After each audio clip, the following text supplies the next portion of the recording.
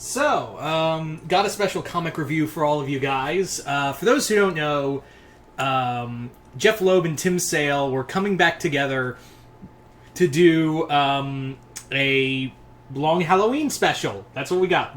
Batman, the long Halloween special.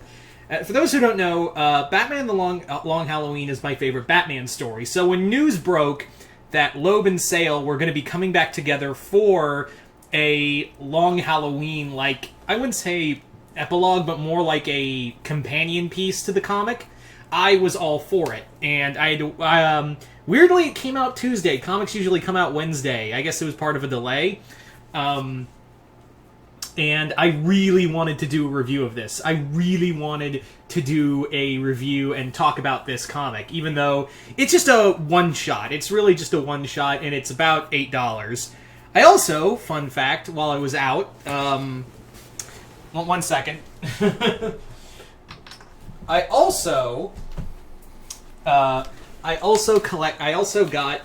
I found on discount, like $8 a piece, the 3 volumes of Greg Rucka's Wonder Woman from DC Rebirth.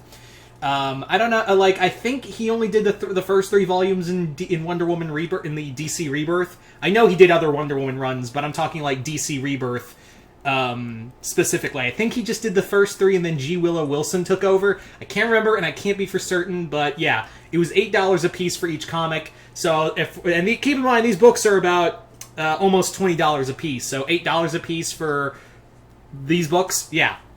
So I'm very excited. I don't get to read a lot of Wonder Woman because DC is very scatterbrained about these comics. So Rucka's Wonder Woman in DC Rebirth, yeah, and it's the 80th anniversary of Wonder Woman. So if you guys are interested, comment below if you guys want me to do reviews of this Wonder Woman run, because I don't get to talk a lot about Wonder Woman.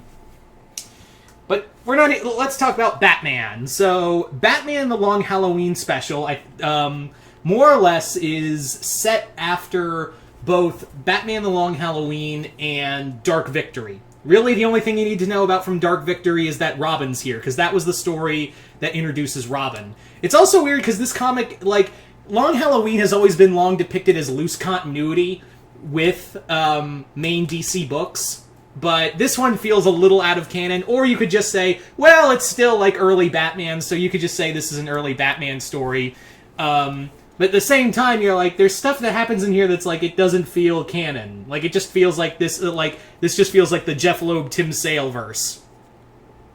So, anywho, let's get talking about this comic. So, this is a one-shot set where the main villain is Calendar Man.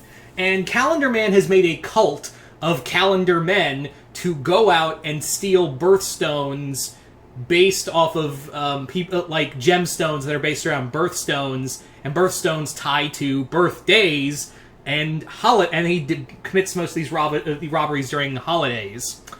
And the main thing also is the subplot, and I actually love this moment real quick where Batman grabs he stops 2 of Julian Day's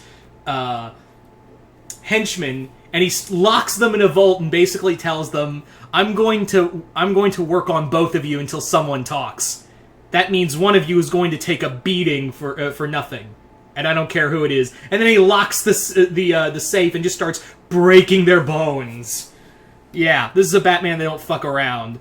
And yeah, we also get the return of Gilda, Harvey's wife, who's come back to restart a life with Harvey, who is now Two-Face, and Julian has kidnapped Gilda, leading to Batman and Two-Face having a sort of alliance for the time being. This comic really does deal with the scars of the Long Halloween, of more or less the murders of it, and Harvey still of course Batman still having trust with Harvey, but also wanting to trust Robin, also wanting to have Robin at his side, saying that he's not ready, and then Alfred says he's never going to be ready if you don't give him a chance. You recruited him, so if you're what's the point of keeping him here if you're just going to do nothing with him, if you wanted him part of your war. So that's what I really like about. That's what I like. There's also a fun moment. It's kind of oddball that Batman leaves. Like Jim asks asks Batman, "Hey, can Robin go trick or treating with with Barbara, who isn't Batgirl yet? So is that cool? Like, can we do that?" And Batman's like, "Fine, whatever." I was like, "That's weird. All right, whatever." I think this is some of the best writing Loeb has done in a while, and I say that because.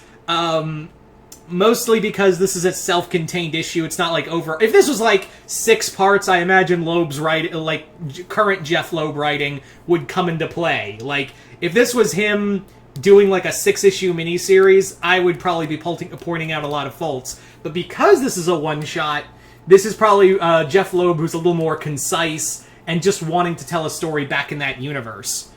And hats off to Tim freaking Sale. I don't want to hurt the book too much, but check that out. Tim Sale has not lost a single touch in his years of doing artwork for comics. And it's always cool to see Tim Sale draw Batman. Like, yeah. So, this was really fun. Like I said, this comic, if you are a diehard fan of The Long Halloween like I am, like I said, Long Halloween is my favorite Batman story, so I had to get this. Is it worth your time, even if you're not the biggest Batman fan? I'd say maybe. It is $8, but you are getting like a good one-shot. No ads, no filler. This is a straight-up just Batman story, and it's a nice little story to get in the Halloween season, which is sadly fading. I'm a little depressed. Anyway, so all in all, this did not disappoint. This was not a waste of $8 for me. It is dealing, like, the one thing, like I said, it does feel out of continuities because Gilda stays with Harvey throughout it all. And of course we don't know, like, obviously Gilda's not with Harvey right now in DC Comics. So I guess this kind of leads to is it its own continuity thing. So, yeah. I love this. I really love this. I imagine DC's going to roll out another deluxe edition of Batman The Long Halloween and add this to a trade at some point. I do imagine that, like, it's going to be an added story. I wouldn't call this an epilogue, as it so much is a companion piece. Like, I don't know if I could call this an epilogue. It's more of, like, just a companion piece to everything, and follows more Long Halloween than it does Dark Victory. Although, to be fair, I don't think a lot of people care about Batman Dark Victory regardless. Anyway, so there you go, guys. That is my review for Batman The Long Halloween Special. Hope you all enjoyed this. As always, if you haven't already, go check out my link below to my Patreon and join my Patreon. If you hit the 4th tier, you can have Patreon requests, which I will do here on YouTube. There will be some new videos coming on Patreon very soon. I just gotta have time to do those videos. I got them all planned out. I just gotta, do them and, take care of it from there. But other than that, I'm Mr. Multiverse. I'll see you next time in the Multiverse.